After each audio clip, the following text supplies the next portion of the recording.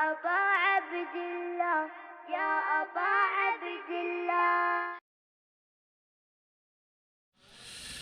أعوذ بالله من الشيطان الرجيم. بسم الله الرحمن الرحيم. الحمد لله رب العالمين، والصلاة والسلام على أشرف الأنبياء والمرسلين، حبيب إله العالمين، سيدنا ومولانا أبي القاسم محمد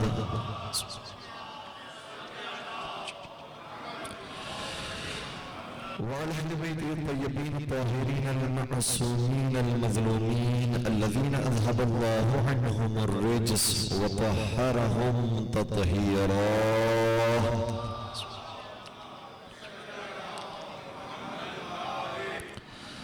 ولعنة الله على أعدائهم أجمعين. أما بعد، فقد قال الله تبارك وتعالى في محكم كتابه المجيد وفرقانه الحميد. بسم الله الرحمن الرحيم.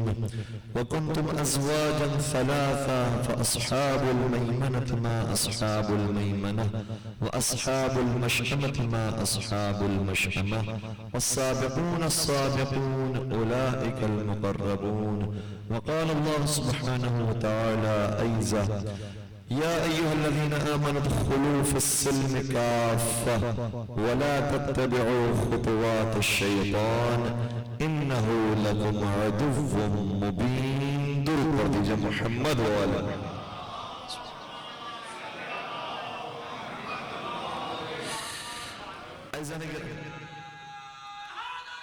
یا علی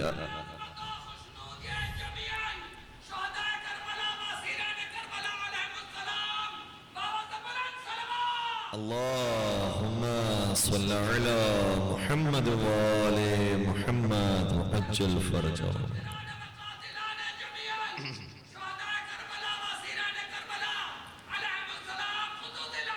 بے شمار عزیزان گرامی قدر، ہماری گفتگو ہم اور ہمارے اہل بیت کے عنوان پر جاری و ساری ہے، اور اب تک جن آرائز کو بیان کیا گیا ہے اس میں ہماری کوشش تھی کہ عظمت اہل بیت کو بیان کرنے کی کوشش کی جائے کہ یہ اہل بیت کا طریقہ ہے، اور انشاءاللہ اسی طریقے پر ہمیں اور آپ کو گامزن رہنا ہے. چاہے وہ دشمنوں سے مقابلے کی بات ہو تو دشمنوں سے مقابلے کا طریقہ بھی ہم نے سکھایا ہے کہ کس طریقے سے دشمنوں کا مقابلہ کیا جائے. اس کے اندر نہ ہاتھ پیر چلانے کی، ہاتھا پائی کرنے کی، نہ تلوار اٹھانے کی، اور نہ ہی گالم گلوچ کی اجازت دی گئی ہے، بلکہ شائستہ انداز میں انہیں دعوت دین دی جائے، اور اگر وہ قبول کر لیتے ہیں تو وہ اپنا ہی فائدہ کرتے ہیں. قرآن کریم کی آیت یہ ہے کہ ان احسنتم احسنتم لانفسکم، اگر تم نیکی کے راستے پر آتے ہو تو تم اپنا ہی فائدہ کرتے ہو. وَإِنْ أَسَأْتُمْ فَلَهَا، اور اگر برائی کے راستے پر جاتے ہو تو اپنا ہی نقصان کرتے ہو. تو اس فلسفے کے تحت ہمیں بات پہنچانی چاہیے. کسی کو زبردستی ہمیں نہ شیعہ بنانا ہے نہ مسلمان بنانا ہے، ہمیں اپنا کردار پیش کرنا ہے، اس کے بعد اس کی مرضی ہے کہ وہ اس دین پر آتا ہے یا نہیں آتا. اور معصومین علیہ السلام نے جہاں محبت اہل بیت کے بالخصوص مولا علی علیہ السلام کی محبت کی بات کی ہے تو پھر مکمل محبت کی بات کی ہے. اس آیت کریمہ میں جس سے مسلسل آپ کی خبر کرنے کا شفاعت کر رہے ہیں اس میں اشارہ ہوتا ہے کہ جب اسلام میں داخل ہو تو مکمل داخل ہو. اسی طریقے سے جب محبت اہل بیت رکھو تو مکمل محبت اہل بیت ہو. ہمارے اور آپ کے پانچویں سرکار حضرت امام محمد باقر صلی اللہ علیہ وسلم یہاں فرماتے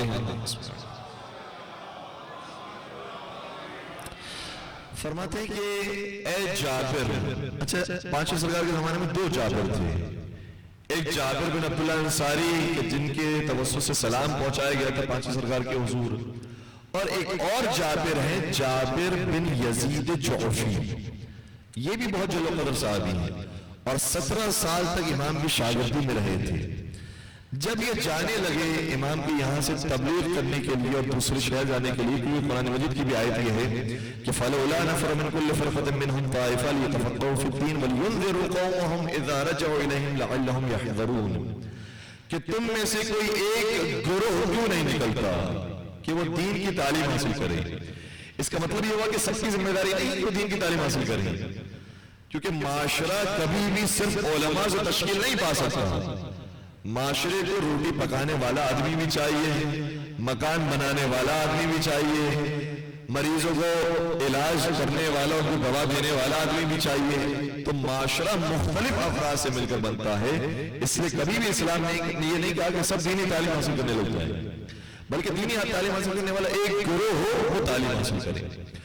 اور پھر آیت یہ ہے وَلِيُنذِرُوا قَوْمَهُمْ إِذَا رَجَعُوا إِلَيْهِمْ، اور پھر وہ انذار کرے جب وہ اپنے قوم کی طرف لوٹے. تو ایک عالم تھے ان کے اندر آیت اللہ علوی غربانی، ہم کی خدمت میں حاضر تھے، ہمارے ساتھ کچھ اور طالب علم موجود تھے. تو انہوں نے اسی آیت کی تلاوت کی اور وہ اصل میں تبلیغ پر بات کر رہے تھے کہ باہر نکلنا چاہیے، پھر بات جا کر دنیا والوں تک منتشر کرنی چاہیے. تو قرآن کی اس آیت کو کوٹ کیا وَلِيُنذِرُوا قَوْمَهُمْ، پھر انذار کریں اپنے قوم والوں کو. تو کہا یہاں پر قوم کا لفظ قوم کا لفظ نہیں ہے. تو کچھ لوگ قوم میں ہی آ کر بیٹھ گئے ہیں اور قوم والوں ہی کو انذار کر رہے ہیں. حکم یہ دیا ہے کہ تعلیم حاصل کرو پھر اپنے قوم کی طرف لوٹو اور وہاں جا کر انذار کرو، انشاءاللہ لوگ ڈرنے والے ہو جائیں. تو تبلیغ کے لیے 5 سرکار اور 6 سرکاروں انہوں نے بھیجا ہے.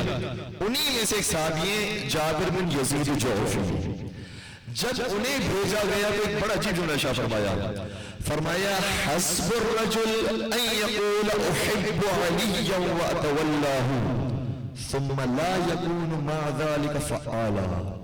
کیا کسی انسان کے لیے کافی ہے کہ وہ کہے احب علی، I love علی، میں علی سے بہت عشق رکھتا ہوں، علی سے بہت محبت کرتا ہوں. باقی نے امام فرمایا ان یقول احب علی، مجھے علی بہت پسند ہے.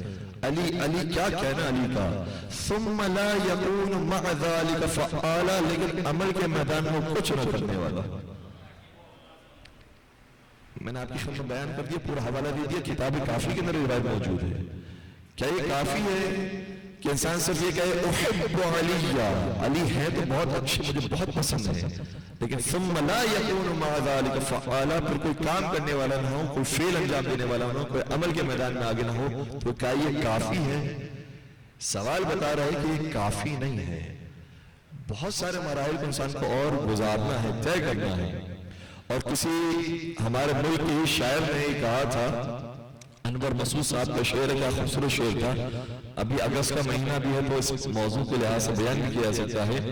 انہوں نے کہا کہ ایک محب شاعر مشرق سے میں نے کہا، بات بازی ہو رہی ہے، ایک محب شاعر مشرق، شاعر مشرق اللہ میں بات، ایک محب شاعر مشرق سے میں نے کہا حضور کچھ تو فرمائیے اقبال کے حوال میں، کچھ اقبالیات سنائیے، بانگی درا سنائیے، ان کے کوئی شعر سنائیے، ان کے کوئی ادبی جملہ سنائیے، کچھ تو فرمائے اقبال کے حوال میں. بولے علامہ سے ہے بس اتنی سی نسبت مجھے، بنوا لی ہے کوٹھی میں نے گلشن اقبال میں.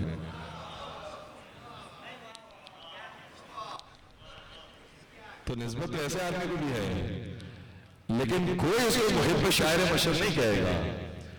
بھئی اب علامہ اقبال سے محبت ہو تو کچھ تو ان کی باتیں یاد ہو، کچھ تو ان کے بارے میں فرمائیں. تو جب ہمارا بھی یہ دعویٰ، اور یقین الحمدللہ یہاں پر آپ کی تشریف آوری بتا رہی ہے کہ حقیقت میں یہ عملی دعویٰ، صرف زبان سے یہ دعویٰ نہیں ہو رہا، یہ عمل سے بھی اس کا اظہار ہو رہا ہے. لیکن یہ بات جہاں جاتا ہے منتشر جو خصوص اپنی اولاد کے اندر منتقل کرنے کی کوشش کرے کہ صرف 5 امام نے ہی نہیں فرمایا کہ احب علی کہہ دیا تو بات ختم ہو گئی، بلکہ اس کے بعد ایک دنیا موجود ہے. اور ہمارے نبی حضرت محمد مصطفیٰ صلی اللہ علیہ وسلم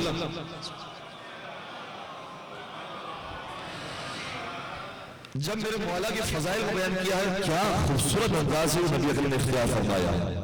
دیکھیں بعض لوگ ایسے تھے جن سے فضائل علی ہی برداشت نہیں ہوتے تھے، وہ برداشت ہی نہیں سکتے کہ علی مطلق کی کوئی فضیلت بیان ہو. تو ان کو سکھانے کے لیے بھی پیغمبر نے بہت سے کام کیے ہیں. ان میں سے ایک کام یہ ہے جو روایت کو دیکھنے پر اندازہ ہوتا ہے کہ جن کے دل میں علی کی محبت نہیں تھی لیکن کسی اور مقدس چیز کی محبت تھی، تو فرمایا جیسی وہ مقدس چیز ہے ویسے ہی علی ہے. اور بے شمار روایات اس موضوع پر، میں اپنے موضوع سے دور ہو جاؤں گا ورنہ بے شمار روایات ہیں. چند ایک سے بات کی خبریں دوں تاکہ اندازہ ہو کہ کس ماحول کے اندر نبی اکرم بیان فرمایا. کبھی حضرت علی مرزا کو تشبیہ دی گئی کیونکہ علی کی محبت نہیں کسی اور چیز کی محبت ہے. فرمایا مثل الامام مثل الکعبہ، امام علی کی مثال خانہ کعبہ کی طرح ہے. کعبے کا تو بڑا شوق ہے کہ حج بیت اللہ نصیب ہو جائے, کعبے کا طواف نصیب ہو جائے, تو کہ جتنا شوق تمہیں کعبے کا ہے اتنی محبت علی سے بھی. اور اس کی پھر وجوہات کی مختلف روایات کے اندر مختلف بیان کی گئی. فرمایا النظر الیہا عبادہ, جس طرح سے کعبے کو دیکھنا عبادت ہے, علی کے چہرے کو دیکھنا بھی عبادت ہے. کبھی اس طرح سے فرمایا اذ تؤت ولا تأتی, کعبے کی شان یہ ہے کہ کعبہ تمہارے گھر پر نہیں آئے گا کہ اس کی زیارت کر لو, تمہیں اس کے پاس جانا پڑے گا. اسی طریقے سے جب بعد وفات رسول انہیں امام ماننا ہو تو تم علی کے دروازے پر آؤ بیعت کرنے کے لیے, علی تمہارے دروازے پر نہیں آئیں گے. انہیں تمہاری ضرورت نہیں ہے, تمہیں ان کی ضرورت ہے. اسی طرح سے ایک مقام میں فرمایا کہ کعبہ وہ ہے جو مرکز اسلام ہے, علی مرکز ایمان ہے. کعبے سے تشبیہ کی, جن کے دلوں میں کعبے کی محبت تھی, جن کے دلوں کے اندر انبیاء کی محبت تھی, تو انبیاء سے تو بے شمار روایات موجود ہیں. حضرت ہارون علیہ السلام سے تشبیہ دی گئی, حضرت عیسیٰ علیہ السلام سے تشبیہ کی گئی, اور ایک روایت کے مطابق امام فخر الدین رازی نے بھی لکھا ہے, بڑے بڑے علماء نے لکھا ہے کہ من اراد ان یرى آدم فی علمه ونوحا فی طاعته وابراہیم فی خلته وموسیٰ فی حیبته وعیسیٰ فی صفته فلینظر الى علی بن ابی طالب رضی اللہ عنہ.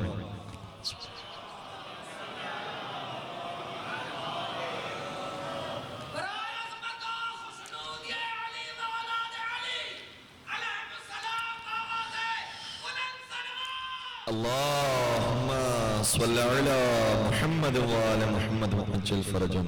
میں چونکہ ان کی کتاب سے روایت بیان کر رہا تھا اور جوش خطابت میں شاید اپنے الفاظ کہنا شروع کر دیا, لیکن میں نے کہا کہ نہیں, جو ان کے الفاظ لکھے وہ انہی کو بیان کیا جائے. انہوں نے لکھا فَلْيَنْظُرْ إِلَىٰ عَلِيِّ بْنِ أَبِي طَالِبٍ رَضِيَ اللَّهُ عَنْهُ. امام فخر الدین رازی نے اس طرح سے روایت کا اختتام کیا ہے. مجھے تعجب ہوتا ہے امام فخر الدین رازی پر. ابھی انہوں نے بیان کیا کہ ان بڑے بڑے اولو العزم انبیاء کی زیارت کرنی ہو تو علی کی تنہا زیارت کر لو. گویا 1,23,999 انبیاء کی زیارت کا مجموعہ ہے علی. لکھ تو دیا امام فخر الدین رازی نے اس حدیث کو, لیکن لگتا ہے لکھنے کے بعد سمجھا نہیں.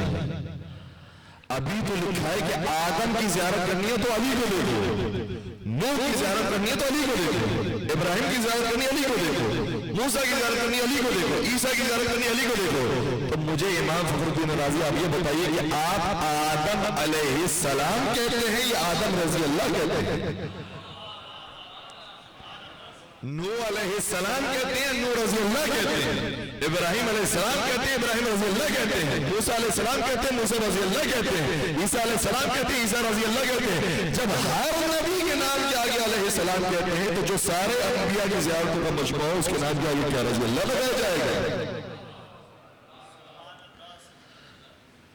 حق بنتا ہے کہ ان کے نام کے آگے پورے احترام کے ساتھ کہا جائے علیہ السلام.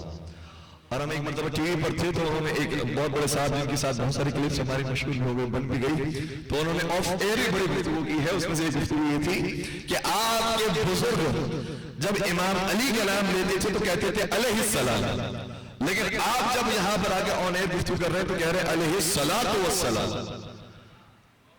تو آپ کا کچھ اور عقیدہ رکھتے ہیں ان سے, اور کیا آپ کا نظریہ کچھ اور ہے؟ میں نے کہا نظریہ ان کا بھی وہی تھا, لیکن حالات وہاں کے ایسے سے تو اس وقت انہوں نے علیہ السلام کہا. اب حالات تبدیل ہو گئے ہیں, اب معاشرہ بڑھ گیا ہے, اب ہم علیہ السلام کہتے ہیں. تو انہوں نے کہا کہ کوئی دلیل بھی آپ کے پاس اس کے اوپر؟ میں نے کہا دلیل سب سے بڑی قرآن کریم کی آیت ہے, اور قرآن کریم کی آیت یہ ہے کہ فَبَشِّرِ الصَّابِرِينَ الَّذِينَ إِذَا أَصَابَتْهُمْ مُصِيبَةٌ قَالُوا إِنَّا لِلَّهِ وَإِنَّا إِلَيْهِ رَاجِعُونَ أُولَئِكَ عَلَيْهِمْ صَلَوَاتٌ مِّن رَّبِّهِمْ وَرَحْمَةٌ. صابرین کے لیے بشارت ہو کہ جب مصیبت آتی ہے تو کہتے ہیں إِنَّا لِلَّهِ وَإِنَّا إِلَيْهِ رَاجِعُونَ. یہ صابرین وہ ہے کہ أُولَئِكَ عَلَيْهِمْ صَلَوَاتٌ مِّن رَّبِّهِمْ وَرَحْمَةٌ. ان صابرین کے اوپر صلوات بھی نازل ہو اور رحمت بھی نازل ہو. اللہ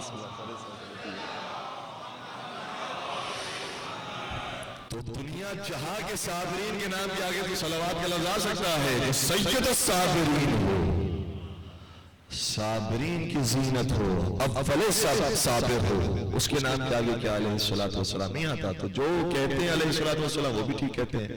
اور ہم نے کہا کہ پہلے زمانے میں صرف مولا علی کہا جاتا تھا، تو ہم آج کہتے ہیں مولا پیر علی، مولا سرکار علی. تو یہ تو ہر زمانے کے اندر ایک اپنی عقیدت کا اظہار کرنے کا طریقہ ہوتا ہو. کسی زمانے میں علیہ السلام کہا گیا، آج کے دور میں علیہ السلام اگر کہا جا رہا ہے تو کوئی اس کے تو کوئی مذائقہ نہیں ہے. تو حضرت علی مرتضیٰ کو بہت ساری چیزوں سے تشبیہ دی گئی. ایک خانہ کعبہ سے تشبیہ دی، دوسرے انبیاء کرام سے تشبیہ دی، کبھی باب حتہ سے تشبیہ دی، کبھی سفینہ نوح سے تشبیہ دی، جس کو جس سے محبت تھی. پھر کاش ہمارے زمانے میں ہوتا سفینہ نوح، تو کہا سفینہ نوح علی مرتضیٰ ہے. جو اس میں سوار ہو گیا وہ نجات پا گیا، اور جس سے اسے روگردانی کی حالات ہو گیا. بعض کو ماہ رمضان سے بڑی محبت تھی، اے ماہ رمضان آ جائے عبادتیں کریں گے، اے ماہ رمضان چلا گیا کتنا افسوس. تو کہا کہ جو مقام ماہ رمضان کا مہینوں کے اندر ہے وہی مقام انسانوں میں علی مرتضیٰ کا. فرمایا فضل علی علی هذه الامہ کفضل شہر رمضان علی سائر الشہور. علی مرتضیٰ کو اس امت پر ایسی فضیلت حاصل ہے کہ جیسے مہینوں کے اندر ماہ رمضان کو حاصل ہے. اور صرف ماہ رمضان وہ مہینہ ہے، آج ٹیکنالوجی کا دور ہے، آسانی سے آپ سرچ کر سکتے ہیں، صرف ماہ رمضان وہ مہینہ ہے کہ جس کا نام قرآن کریم میں آیا ہے، اور کسی مہینے کا نہیں آیا، صرف ماہ رمضان کا. تو کہ جس طرح سے رمضان کا ذکر تمہیں قرآن میں ملے گا، علی کا ذکر بھی قرآن میں جا بجا ملے گا. پھر بات آگے بڑھی، بھئی شب قدر سے اور زیادہ محبت ہے. شب قدر کے کیا کہنا ہے؟ ایک رات کی عبادت 1000 مہینوں سے افضل ہے. تو فرمایا فضل علی علی هذه الامہ کفضل لیلۃ القدر علی سائر اللیالی. علی مرتضیٰ کو اس امت پر ایسی ہی فضیلت حاصل ہے جیسے شب قدر کو ساری راتوں پر حاصل. اور اس کے بارے میں کوئی عالم کا فتویٰ نہیں ہے، کسی روایت میں نہیں آیا کہ جعلی اور جھوٹی اور ضعیف ہو. قرآن کی آیت ہے کہ لیلۃ القدر خیر من الف شہر. یہ ایک رات ایسی ہے جو 1000 راتوں سے نہیں، 1000 مہینوں کی راتوں سے افضل ہے. ہر مہینے میں کتنی راتیں ہیں؟ ہر مہینے میں کتنے دن ہیں؟ ہے میرے ساتھ سب بولیے گا 30. گویا قرآن کریم یہ کہنا چاہ رہا ہے کہ یہ ایک رات ایسی ہے جو 30,000 دنوں اور 30,000 راتوں سے افضل ہے. جب ایک رات کی برابری 30,000 راتیں اگر نہیں کر سکے تو کیا 3 کریں گے؟ 30,000 میں طاقت نہیں ہے کہ اس ایک رات کی برابری کر سکے. ایک مقام پر حضرت علی مرتضیٰ کو شب قدر سے تعبیر کیا گیا. اور ایک اور روایت میں آپ کی بیان کروں، وہ بھی کتب اہل سنت میں پائی جاتی ہے. مروج الزہد میں علامہ مسعودی نے لکھا ہے، کہتے ہیں پیغمبر کا ارشاد فرمایا تھا لیلۃ القدر ہی فاطمۃ الزہراء.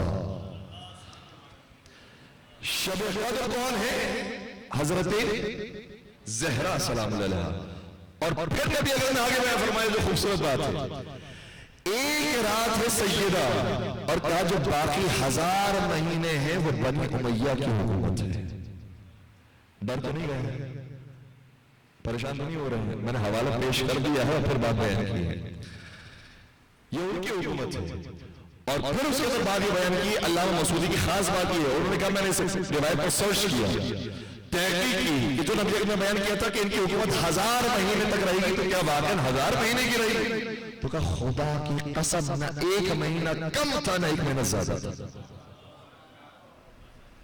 کہ اگر ان کی حکومت کو دیکھا جائے اور درمیان سے جو بنی امیہ سے تعلق نہیں رکھتے ان کی حکومتوں کو نکال دیا جائے، جو ابتدائی دور کے اندر خلفاء ہیں وہ بنی امیہ سے تعلق نہیں رکھتے، مولا علی کا تعلق نہیں ہے، امام حسن کا تعلق نہیں ہے، عبداللہ بن زبیر کا تعلق نہیں ہے، تو کہا ان کی حکومتوں کو نکال دیا جائے، صرف انہی کی حکومت کو دیکھا جائے تو وہ 1000 سال کی حکومت ہے.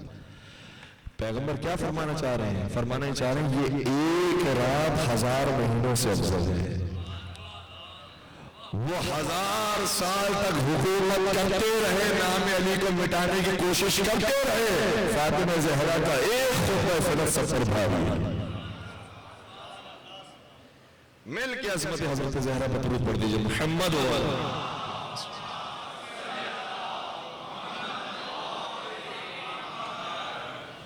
تو اس طریقے سے لوگ دلوں میں محبت کو بیدار کرنے کی کوشش کی گئی.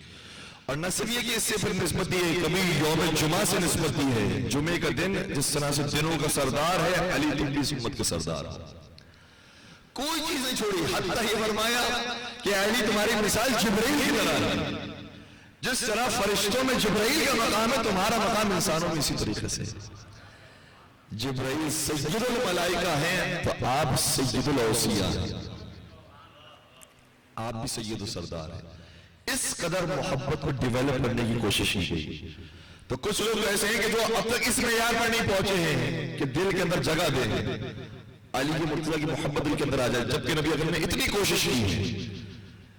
لیکن کچھ لوگ ایسے ہیں کہ جو اس لیول پر تو آ گئے ہیں، لیکن اس کے اندر بھی پھر لیولز موجود ہیں، اور کون سا لیول سے؟ ایک اور اتفاق سے حدیث جس میں نبی اکرم نے مولا علی سے محبت کرنے کے لیولز بیان کیے ہے، میرے ساتھ بیدار تو ہے نا؟ نبی اکرم حضرت محمد مصطفیٰ صلی اللہ علیہ وسلم نے فرمایا اے علی تمہاری مثال اس امت میں ایسی ہی ہے جیسے پورے قرآن میں سورۃ توحید کی مثال ہے، اور سورۃ توحید کے بارے میں آپ سب جانتے ہیں کہ اس کو 3 مرتبہ پڑھو تو کتنا ثواب ملتا ہے؟ پورے قرآن کا ثواب ملتا ہے۔ اس لیے ہم عام طور پر ایصال ثواب کی مجلس کے اندر الحمد کے بعد 3 مرتبہ سورۃ توحید پڑھتے تاکہ پورے اس قرآن کا ثواب ہمارے مرحوم کو ایصال ہو جائے۔ تو نبی اکرم نے فرمایا جس طرح سے 3 مرتبہ سورۃ توحید پڑھو تو پورے قرآن کا ثواب ملتا ہے، اسی طریقے سے اگر کوئی 3 مرحلوں کے اندر علی سے محبت کرے تو اس کا پورا ایمان مکمل ہو جائے گا۔ وہ کون سے 3 مرحلے ہیں؟ نبی اکرم نے بیان فرمایا، فرمایا کچھ لوگ ایسے ہیں جو علی سے زبان سے محبت کرتے ہیں، ان کا بھی 1/3 ایمان مکمل ہو گیا، کیا ان کا 1/3 ایمان مکمل ہو گیا؟ کچھ ایسے ہیں کہ جو زبان کے علاوہ دل سے بھی علی سے محبت کرتے ہیں، دل سے بھی شدید محبت علی سے، ان کا 2/3 ایمان مکمل ہو گیا۔ اور کچھ ایسے ہیں کہ جو زبان کے ساتھ ساتھ دل سے اور دل کے ساتھ ساتھ اعضاء و جوارح سے بھی علی سے محبت کرتے ہیں، ان کا پورا ایمان۔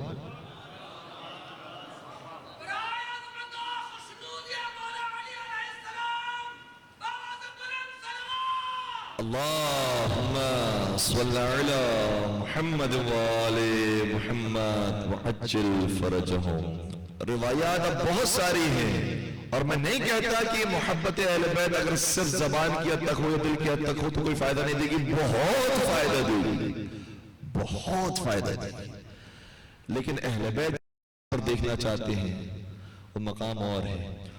اور 5 سرکار نے ابھی آج موقع نہیں ہے لیکن انشاءاللہ کل بعد موقع ہوا تو اسی حدیث کے اندر جس میں بیان فرمایا کہ احب علیاً کہنا کافی نہیں ہے، جابر بن یزید جوفی سے کہا کہ 11 خصوصیات ہو تو خدا کی قسم وہ شیعہ ہے ورنہ نہیں ہے۔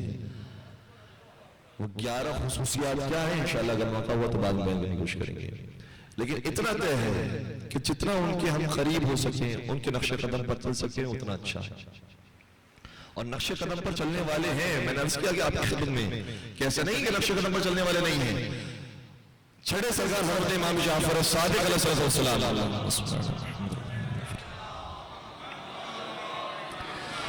ان کی روایت کا ایک حصہ انشاءاللہ ہمارے بچوں کو یاد ہے، بزرگوں کو حفظ ہے، کئی مرتبہ کئی مجالس کے اندر انہوں نے سنا ہے، لیکن اس حدیث سے پہلے بھی ایک جملہ امام کا ہے، اس حدیث کے بعد بھی ایک جملہ امام کا ہے۔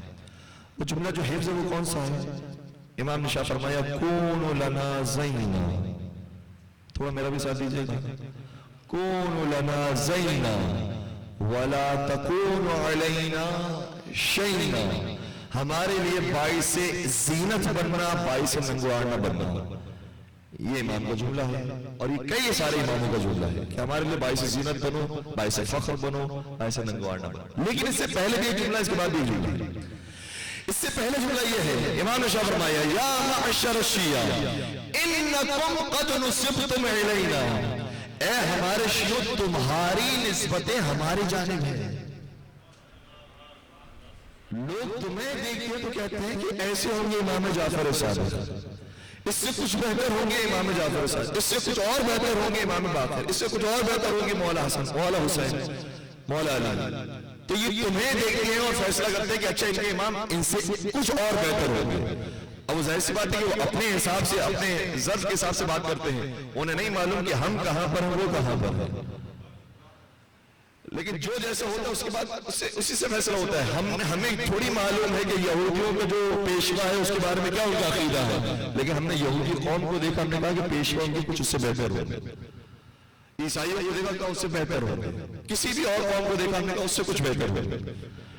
تو ہمارے ساتھ معاملہ یہ لوگ ہمیں دیکھتے ہیں اور ہمیں دیکھنے کے بعد یہ فیصلہ کرتے ہیں کہ ان کے امام کیسے ہوں گے۔ یہ پہلا جملہ تھا۔ اس کے بعد یہ بیان فرمایا کونوا لنا زینا ولا تکونوا علینا شیئا، ہمارے لیے باعث زینت بنو، باعث نگوان بنو۔ پھر آگے بیان فرمایا وما يمنعكم ان تكونوا مثل اصحاب علی فی الناس، کیا ہو جائے گا اور کیا مشکل ہے کہ تم ویسے ہی بن جاؤ کہ جیسے امیر المومنین کے اصحاب تھے۔ اور امیر المومنین کے اصحاب میں سمے تمار ہیں، مالک اشتر ہیں، زید بن سہان ہیں، ساسا بن سہان ہیں، جناب قمبر ہیں، یہ سب اعلیٰ پیمانے کے اصحاب ہیں۔ اور یہاں روک کر ایک اور جملہ بھی عرض کر دوں، ہمارے یہاں نہ جانے کہاں سے فضا قائم ہوئے کہ ہم آپس میں ہی ایک دوسرے سے لڑنے لگ گئے۔ اتحاد کی بات کرتے کرتے، اتحاد بین المسلمین کی بات کرتے کرتے ہم آپس میں ایک دوسرے سے لڑنے بیٹھ گئے۔ کبھی کوئی کہہ رہا ہے کہ صرف نصیحت ہونی چاہیے، صرف اصلاح ہونی چاہیے، جو فضائل کی بات کرے وہ غلط ہے، اور فضائل پڑھنے والے ہیں وہ فضائل کی بات کر کر کے وہ کہتے ہیں کہ جو اصلاح کی بات کرے وہ غلط ہے۔ کیوں بلا وجہ اس طرح کا ماحول قائم کیا گیا ہے؟ خود مولا علی کے اصحاب کو اگر دیکھیں تو مولا علی کے اصحاب میں مختلف قسم کے اصحاب پائے جاتے ہیں۔ تھوڑا سا ساتھ دیجیے گا، ہم یہ سمجھ رہے ہیں کہ ہم سب متفرق ہو گئے، سب الگ الگ مزاج کے لوگ ہیں، سب کے خیالات بہرحال اپنے حساب سے الگ الگ ہیں۔ تو اگر خیالات الگ الگ ہیں تو اسی کے اندر تو خوبصورتی ہے کہ جو جس چیز کے اندر آگے ہے ویسے ہمیں بننے کی کوشش کرنی ہے۔ اگر کوئی اطاعت کے میدان میں آگے ہے تو ہم اطاعت کے میدان میں آگے بڑھیں، اور اگر کوئی محبت اہل بیت کے میدان میں آگے ہے تو ان کے جیسے محبت اہل بیت پیدا کرنے کی کوشش کریں۔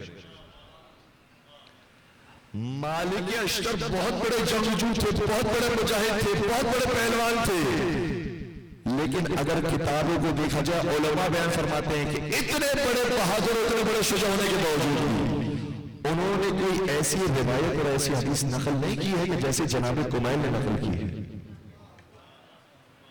جناب کمیل کا مزاج اور ہے، مالک اشتر کا مزاج اور ہے، ان کا جو مزاج تھا اس حساب سے انہوں نے نصرت ایمان کرنے کی کوشش کی ہے، جناب کمیل کا جو مزاج ہے اس حساب سے انہوں نے نصرت ایمان کرنے کی کوشش کی۔ اور یہ جناب کمیل ہے کہ جو 15 شعبان کی روایت سنتے دعا کمیل کے عنوان سے، تو 15 شعبان کی راتوں میں مولا نے پہلے ہی اعلان کیا تھا کہ تم میں سے کون ہے کہ جو مجھ سے معارف دینی لینا چاہے، تو آج کی رات میں اسے دعا نصیب کروں گا، تو میرے پاس آدھی رات کو آئے۔ سارے اصحاب سننے والے تھے، مجھے نہیں معلوم کہ ان میں کون کون سے اصحاب موجود ہیں، نام ذکر نہیں ہے، لیکن اتنا ضرور ہے کہ اصحاب موجود تھے۔ آدھی رات کو کوئی آیا تو صرف کمیل نے زیادہ، صرف جناب کمیل آیا، اور ان کے توسط سے ہم تک یہ دعا پہنچی، اور یہ میرے مولا کا کرم ہے کہ دعا خود کی تھی، کہہ دیا یہ دعا کمیل ہو گئی۔ صرف دعا کمیل کی بات نہیں ہے، دعا ابو حمزہ صومالی کی دعا تھوڑی ہے، امام سید سجاد کی دعا ہے، لیکن یہ اہل بیت کا دروازہ ہے، اس دروازے سے کوئی لے کر جاتا ہے تو وہ دعا بھی لے کر جاتا ہے، نام بھی لے کر جاتا ہے۔ اتنا وسیع دسترخوان ان کا تو بچھا ہوا ہے، ہر ایک کے لیے دسترخوان بچھا ہوا ہے، مالک اشتر کے لیے بچھا ہوا ہے، کمیل ابن زیاد نخعی کے لیے بچھا ہوا ہے، میثم عمار کے لیے، اور جناب قمبر کے لیے، رشید ہجری کے لیے، مومن طاق کے لیے، سب کے لیے بچھا ہوا ہے دسترخوان۔ ہر ایک اس میں سے اپنی ظرفیت کے مطابق اٹھا کے لے کے جانے کی کوشش کرے۔ اور مالک اشتر کا واقعہ مشہور ہے، اس کو ذکر نہیں کرنا چاہ رہا، لیکن اتنے بڑے جنگجو تھے کہ بالآخر ان کے دل میں خیال پیدا ہوا کہ میں بھی شبیہ علی ہو گیا ہوں، کہ علی نے 100 مارے ہیں تو میں نے 99 مار دیے ہیں، بس ایک کا فرق رہ گیا۔ تو علی نے بتایا وہ ایک نہیں، اس ایک کے آگے بہت صفر لگے ہوئے ہیں، تم ابھی بہت دور ہو علی سے، تم نے میدان جنگ میں جن کو قتل کیا ہے تو یہ بغیر دیکھے، اور تمہاری نظر یہی تک ہی تھی، تو تم نے بغیر دیکھے قتل کیا ہے کہ ان کی نسل میں کوئی محب اہل بیت آنے والا ہے یا نہیں آنے والا، لیکن علی نے جس پر تلوار چلائی ہے ان کی نسلوں کو پہلے دیکھا ہے، اگر کوئی محب اہل بیت نہیں تھا تو پھر اسے واصل جہنم۔ مختلف مزاج کے لوگ تھے. چھڑے سرکار حضرت امام جعفر صادق علیہ السلام کے زمانے میں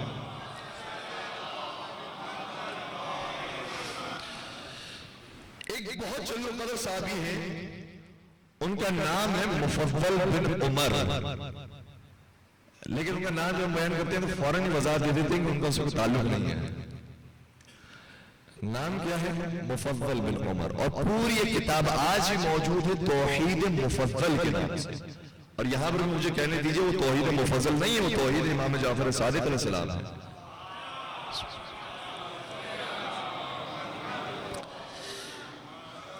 اس روایت میں توحید کو سمجھایا ہے. اور کیا خوبصورت کتاب ہے، کتابچے کی صورت ہے. بس سمجھ لیجیے کہ 40-50 صفحے کی وہ کتاب ہے، بہت ساری زبانوں میں ٹرانسلیٹ ہوئی ہے، اردو زبان میں موجود ہے توحید مفضل کے نام سے.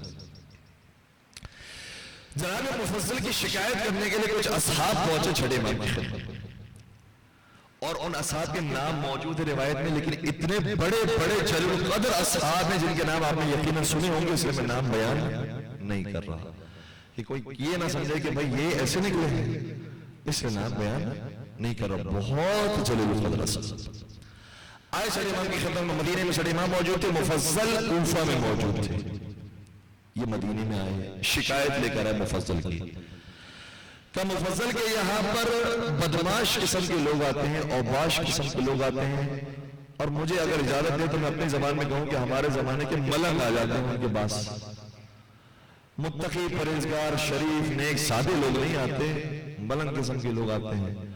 تو اے امام ذرا انہیں نصیحت کریں کہ وہ آپ کی عزت داری کریں، آبروداری کریں. اگر ایسے لوگ آپ کے وکیل کے پاس آئیں گے، ایسے لوگ آپ کے صحابی کے پاس آئیں گے تو لوگ کہیں گے کہ آپ بھی ایسے ہی ہیں. اس لیے انہیں کہیں کہ بھئی انہیں ذرا دور رکھا کریں. امام ان کی بات سنی، ایک خط لکھا. خط لکھا، کہا اسے میں بند کر کے مہر لگا کے سیل لگا کے تمہیں دے رہا ہوں، اور یہ حکم ہے میرا کہ یہ سیل تمہیں نہیں کھولنی مگر یہ کہ مفضل کے پاس پہنچو، اور مفضل سے یہ کہنا کہ یہ سیل کھولے اور تم سب کے سامنے اس خط کی تلاوت کریں. یہ بڑے خوش ہو گئے ہیں. اب اس کے ساتھ بڑا ڈاٹا ہوگا مفضل کو. خط لے کے خوشی خوشی پہنچے کوفہ. مفضل کے گھر میں داخل ہوئے، کہا کہ امام نے آپ کی خدمت میں خط بھیجا ہے، مجھے نہیں معلوم کیا لکھا اس کے اندر ہے، آپ جانے امام جانے، لیکن اتنا فرمایا ہے کہ آپ ہمارے سامنے اس خط کی تلاوت کیجئے. مفضل نے کہا کہ حکم امام ہے، میں تلاوت کروں گا. خط کھولا، خط میں کلام و سلام کے بعد لکھا تھا، اے مفضل تمہارے امام کو کچھ قیمتی چیزوں کی ضرورت ہے، کچھ مہنگی مہنگی چیزوں کی ضرورت ہے. اگر تمہارے پاس پیسے موجود ہیں تو تم تہیا کرو، اسے مہیا کرو اور میرے پاس بھیج دو. اور اگر تمہارے پاس پیسے کچھ کم پڑ جاتے ہیں تو اپنے دوستوں سے، اپنے اصحاب سے مانگو اور ان کی مدد سے چیزیں مہیا کرو، مجھ تک پہنچا دو. والسلام نامہ تمام. اب یہ حیران ہو رہے ہیں کہ یہ کون سی بات لکھی امام نے، اس کا کیا مطلب ہے؟ اور مفضل نے خط پڑھا، کہا کہ امام نے فرمایا ہے کہ اگر تمہارے پاس پیسے کم ہو تو اپنے دوستوں سے مانگو اور پھر یہ چیزیں مہیا کرو، دے دو. تو میرے پاس پیسے تو کم ہے، تم ہماری مدد کرو. یہ تو گلے پڑ گیا خط. انہوں نے کہا کہ مفضل ہمیں تھوڑا سوچنے کا وقت ہے، ہم سوچ کر کو جواب دیتے ہیں کہ کتنی ہم مدد کر سکتے ہیں، کتنی ہمارے پاس گنجائش موجود ہے. مفضل نے کہا بھی بیٹھو، رات کا کھانا آنے والا، رات کا کھانا کھا کے جانا. ٹھیک ہے، کھانے کے لیے تو راضی ہیں. بیٹھ گئے سب کے سب. اتنی ہی دیر میں مفضل نے انہی اوباش لوگوں جنہیں یہ ملنگ کہتے ہیں، ان ملنگوں کو بلایا. کہا کہ امام صادق نے خط لکھا اور کہا کہ مجھے کچھ چیزوں کی ضرورت ہے، اور اگر پیسے تمہارے پاس کم ہو تو اپنے دوستوں سے مانگنا. تو تم میں سے کوئی ہے جو امام صادق کی مدد کے لیے پیسے نکالے؟ یہ اسی وقت گھر میں بھاگے اور جتنا ان کے پاس جمع پونجی موجود تھا سب لے کر آ گئے اور مفضل کے سامنے ڈھیر پہ ڈھیر لگا دیے. جب مفضل کے سامنے پیسے لے کر آئے نا، ان بڑے بڑے جلیل القدر اصحاب سے کہا کہ امام حقیقت میں یہ فرمانا چاہتے ہیں کہ تم اگر صاحب علم ہو تو صاحب علم ہونا اور ہوتا ہے، صاحب عقیدت ہونا اور ہوتا ہے. ان کے پاس اگر تم جیسے فقہی معلومات نہیں ہیں، تم جیسے شرعی معلومات نہیں ہیں، تم جیسے اعتقادی معلومات نہیں ہیں، لیکن ان کے پاس دل تو ہے. اپنے مولا سے محبت کرنے والے تو ہیں. انہیں یہ نہ کہو کہ یہ نام بدنام کر رہے ہیں. تمہیں کیا معلوم کہ کہاں کہاں تک تبلیغ دین کر رہے ہیں. اور آج پاکستان میں، ہندوستان میں، بر صغیر کے اندر بہت سارے مقامات پر جو تبلیغ ہو رہی ہے انہی ملنگوں کی وجہ سے ہو رہی ہے جو گلی گلی میں علی کا نعرہ لگاتے ہیں. نہیں پتا.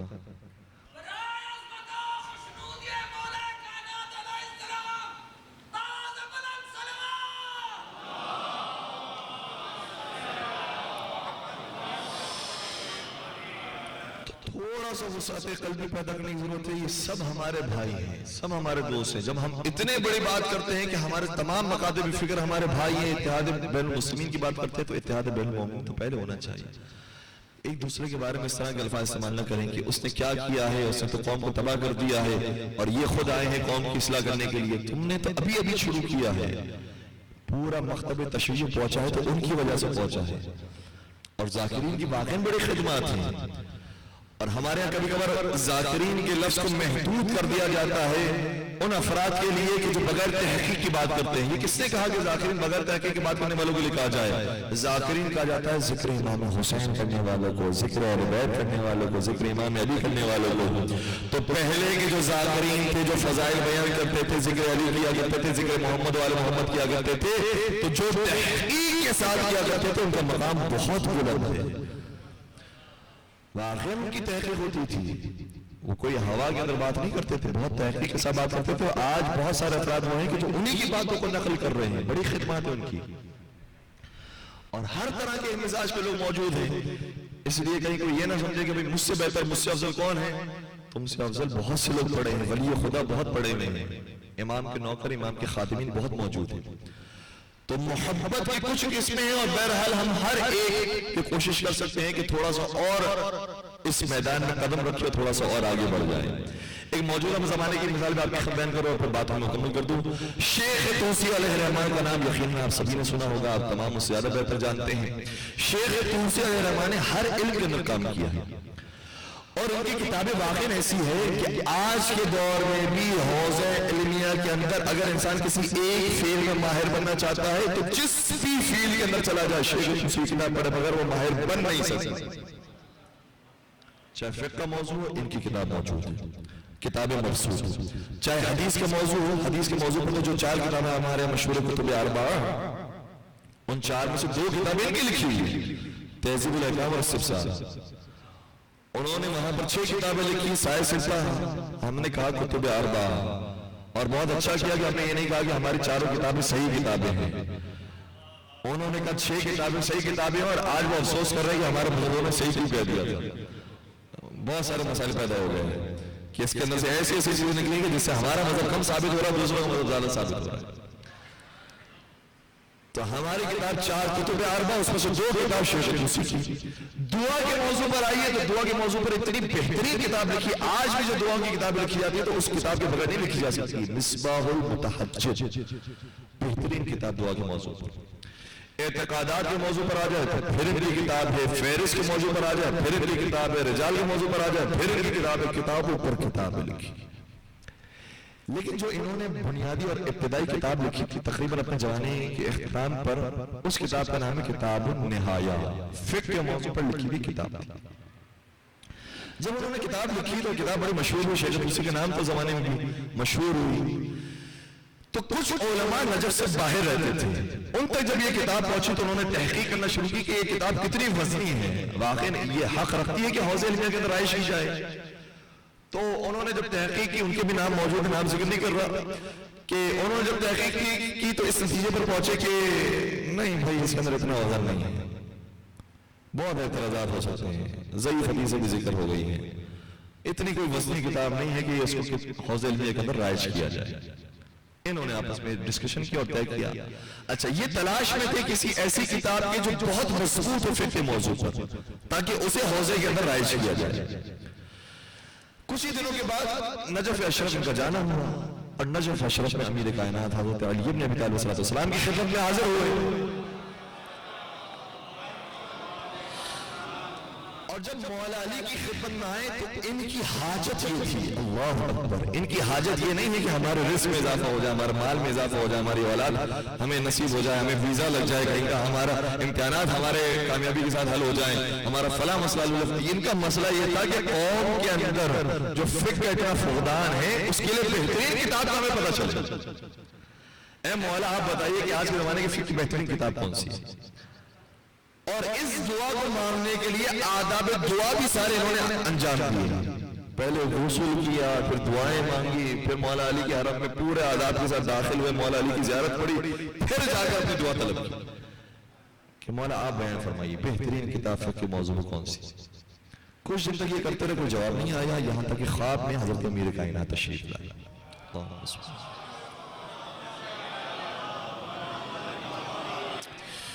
اور حضرت علی نے بیان فرمایا فقہ کے موضوع پر آج کے دور میں بہترین کتاب شیخ توسی کا نہایہ۔ یہ کھڑے ہوئے انہوں نے باقی کو جگایا اور کہا کہ میں نے خواب دیکھ لیا، مولا علی نے بیان فرمایا شیخ توسی کی جو کتاب ہے وہی بہترین کتاب ہے، اسی کو رائج کیا جائے۔ کہ اچھا تم نے خواب دیکھا؟ میں نے بھی یہی خواب دیکھا ہے۔ تیسرا کہتا ہے میں نے بھی وہی خواب دیکھا ہے۔ اور حتیٰ ان کو ایسا اتفاق لگا، اتنا شوق لگا، ان کو یقین نہیں آ رہا تھا کہ ایسا ہو سکتا ہے۔ انہوں نے کہا کہ نہیں، تم اپنا پورا خواب اپنی تحریر کتابی صورت میں پوری تحریر لکھو اور ہم اس تحریر کو دیکھیں گے کہ اس تحریر کے مطابق ہمیں بھی خواب دکھائی دیا ہے، تمہیں کچھ اور دکھائی دیا ہے، تم اپنی طرف سے بنا رہے ہو۔ تو کہتے ہیں ہم تینوں نے تحریری صورت میں اس خواب کو لکھا، تینوں کی تحریر ایک تھی۔ یقین ہو گیا کہ مولا علی نے فرمایا ہے۔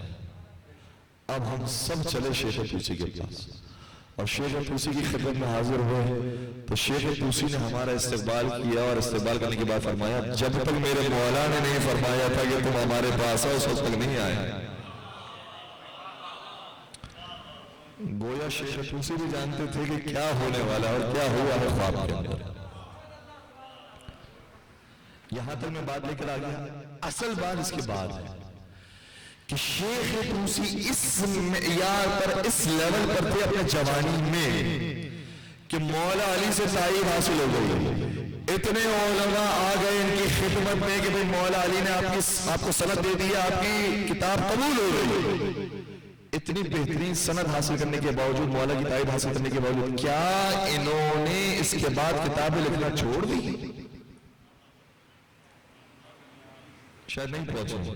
بھائی مولا سے تائید مل گئی کہ تمہارا کام ہم نے قبول کر لیا، بھئی مولا سے تائید مل گئی تمہاری خطابت قبول ہو گئی، جناب سیدہ سے تائید مل گئی تمہارا مجلس، تمہارا عشرہ قبول ہو گیا، بس اس کے بعد اور کیا چاہیے؟ مجلس ختم، کتاب ختم، ساری مصیبت ختم، ہمیں تو تائید مل گئی، اور کیا چاہیے؟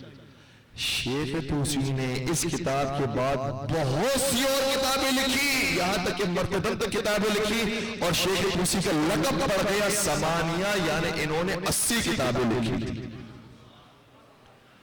وجہ کیا ہے کہ شیخ توسی آپ کو تو تائید مل گئی ہے، اب اور کتاب لکھنے کی کیا ضرورت ہے؟ ایسا نہ ہو کہ بعد میں آگے کوئی مسئلہ ہو جائے کینسل کر دیا جائے، جو تمہیں آتھورائزیشن دیا ہے وہ بھی کینسل ہو جائے، کیوں اور کتابیں لکھ رہے ہو؟ تو شیخ توسی کہیں گے میں نے اپنے مولا کو دیکھا ہے، میرے مولا نے مجھے سکھایا ہے کہ جب علی کی شان میں ایک آیت نازل ہوگی تو علی نے نہیں کہا کہ بس ایک آیت مل گئی اب اور کیا کرنا،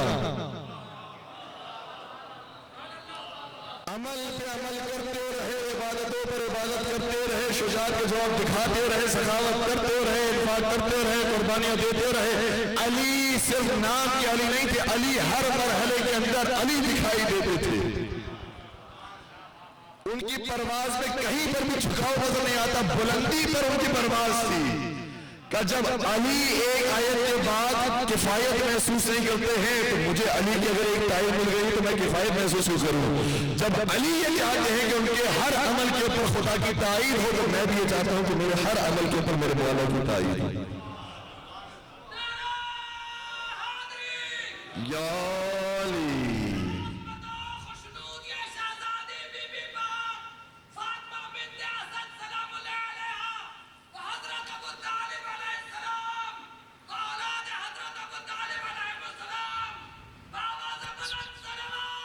اللهم صل علی محمد وآل محمد وعجل فرجهم.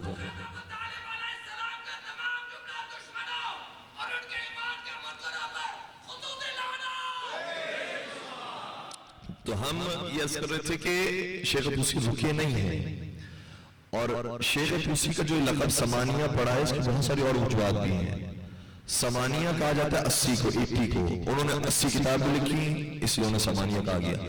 80 سال کی انہوں نے زندگی بھی گزاری تھی، اس لیے انہیں سمانیہ کہا گیا. 80 سال میں 80 کتابیں. صرف اتنا کام نہیں کیا ہے. شیخ طوسی کو سمانیہ اس لیے بھی کہا جاتا ہے کیونکہ انہوں نے اپنی 80 سالہ زندگی کے اندر 80 گاؤں کو شیعہ کیا تھا. اور بعض نے لکھا ہے 80 گاؤں نہیں 80,000 لوگوں کو شیعہ کیا تھا.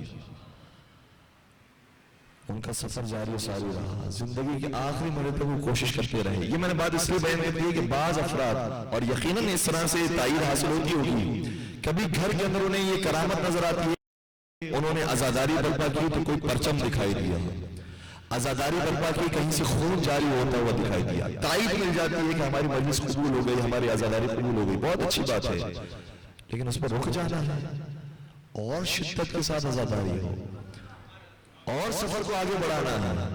ابھی بہت سفر باقی ہے. اس لیے اگر کسی جگہ پر ہمیں تائید مل جاتی ہے، اسی طرح سے زیادتی سفر کے اندر انسان جاتا ہے اور ہر سفر کے اندر کوئی نہ کوئی کرامت، کوئی نہ کوئی عطیہ ائمہ کی طرف سے ضرور ملتا ہے کہ یقین ہو جاتا ہے کہ مولا آپ نے میری زیارت کو قبول کر لیا. تو ایک زیارت قبول ہو گئی تو پھر کیا رک جانا ہے؟ نہیں، زیارتوں پر زیارتیں ہو، یہ سلسلہ جاری رہے، بار بار ان کی طرف سے تائید حاصل ہو، تاکہ ہم ویسے ہی علی کی طرح پرواز کریں گے جیسے علی کی پرواز تھی. بس عزیزوں میں اپنی بات کو مکمل کروں. حضرت علی مرتضیٰ صرف فضائل کے میدان میں پرواز کرتے ہوئے دکھائی نہیں دیتے، مصائب کے میدان میں بھی ان سے زیادہ کوئی مصائب برداشت کرنے والا نہیں. مجھے کہنے دیجئے کہ علی مرتضیٰ کی جیسے بیٹے ہیں، جیسے بیٹوں نے مصائب جھیلے ہیں، ویسے انبیاء کے بیٹوں نے بھی نہیں جھیلے. اور بیٹیوں کی تو بات ہی نہیں کر رہا. کسی نبی کی بیٹی کا ذکر نہیں ملتا، کسی نبی کی بیٹی کا ذکر نہیں ملتا. صرف ملتا ہے تو علی کی بیٹی کا ذکر. یا علی کی بیٹی ہے یا حسین کی بیٹی.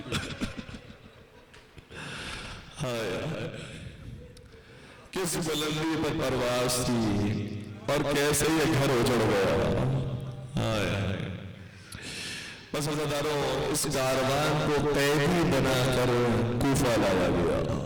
اللہ اکبر. یہ سننا بہت آسان ہے، لیکن میں اس بات کو سمجھنا سے محسوس کرتا ہوں کہ کسی معاشرے کے اندر کسی عالم کی اگر عزت ہو اور اس کے بعد اسی معاشرے کے اندر اسے ذلیل و خوار کر کے پھرایا جا رہا ہو، ایک عالم برداشت نہیں کر پاتا تو جو معصوم اور معصومہ ہو. یہ کون سا شہر ہے جس میں لایا جا رہا ہے؟ یہ شہر کوفہ ہے جہاں پر علی مرتضیٰ نے خلافت کی تھی، جہاں پر یہ بیٹیاں شہزادیاں بن کر رہا کرتی تھی. حضرت زینب کبریٰ درس دیا کرتی تھی، درس تفسیر دیا کرتی تھی. اسی کوفہ کے اندر شہزادی زینب کبریٰ کو بے رخن و چادر لایا جا رہا. اللہ اکبر. کیسے سیدہ برداشت کرے. اور سنیں گے جب سیدہ کو لے کر آیا جا رہا ہے تو اب کوفے والے پہچان نہیں پا رہے یہ کون ہے جنہیں اس طرح سے قیدی بنا کر لایا جا رہا ہے. لیکن جیسے جیسے دن کی روشنی نمودار ہوئی تو کیا دیکھا کہ یہ جانے پہچانے ہوئے چہرے معلوم ہوتے ہیں، یہ جانا پہچانا ہوا انداز معلوم ہوتا ہے، یہ جانا پہچانا ہوا رفتار معلوم ہوتا ہے. ارے یہ تو اہل بیت کے گھرانے والے معلوم ہوتے ہیں. ارے انہوں نے تو درس تفسیر دیا ہے، ہمیں دین سکھایا ہے، ہمیں حجاب سکھایا ہے. آج انہیں قیدی بنا کر لایا جا رہا ہے. جب اس کیفیت کو کوفے والوں نے دیکھا، صحیح ہے ظلم ڈھانے والے بھی لوگ موجود تھے، لیکن سنیں گے کہ جو محبت رکھنے والے تھے انہوں نے کیسے اپنی محبت کا اظہار کیا. وہ گھر میں گئے ہیں اور گھر میں جانے کے بعد خورما کے کچھ دانے لے کر آئے. کہا کہ تم بڑے بھوکے معلوم ہوتے ہیں، یہ بھوکوں تمہیں کھانے کے لیے ہم کھجوریں دے رہے ہیں. یہ کھجوریں جب گری نہ تو کسی بچی نے اٹھا کر کھانے کی کوشش کی. سیدہ زینب آگے بڑھ گئی. تجھے معلوم ہے اس صدقے کی کھجوریں ہم بنا رہا ہے.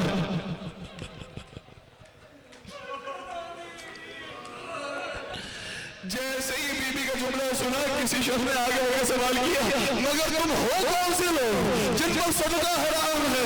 کہا ہم اہل بیت رسول ہیں، ہم آل محمد ہیں کہ جن پر صدقہ حرام ہمیں نہیں بنایا گیا۔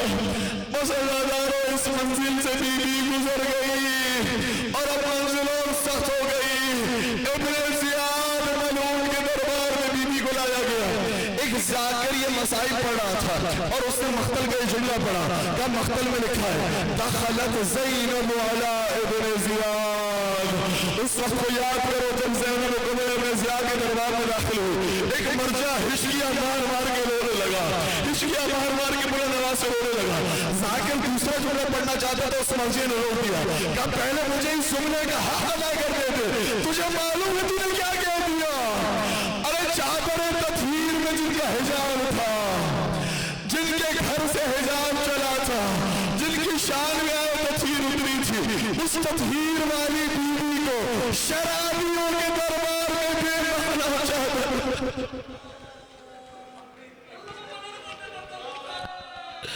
ثانی زہرا کہا، کوفے کا دربار کہا، ذرا سوچا ہے تو نے کیا کہہ دیا؟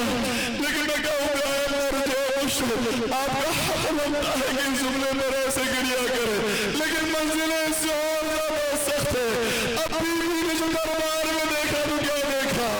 تشت ابن زیاد ہے، سر حسین ہے اور ہاتھ میں لاٹھی ہے، اور وہ چھڑی مارتا جاتا ہے، کہتا جاتا ہے کہ آج بدر کے دن کا مقابلہ ہو گیا، آج بدر کے دن کا انتقام لے لیا۔ ایک صحابی قریب میں موجود تھا، کہنے لگا خدا نہ یہ کام نہ کر، کیونکہ میں نے ان لبوں کو دیکھا ہو، رسول اللہ ان لبوں کو پیار کیا کرتے تھے، رسول اللہ ان لبوں کو چھوا کرتے تھے۔ میں کہوں گا جب صحابی برداشت نہ کرنے گا، بہن نے ہائے کیسے برداشت کیا ہوگا؟ بھائیا آپ تو آگوش رسول میں سویا کرتے تھے، آج آپ کے سر کو تشت میں لا کر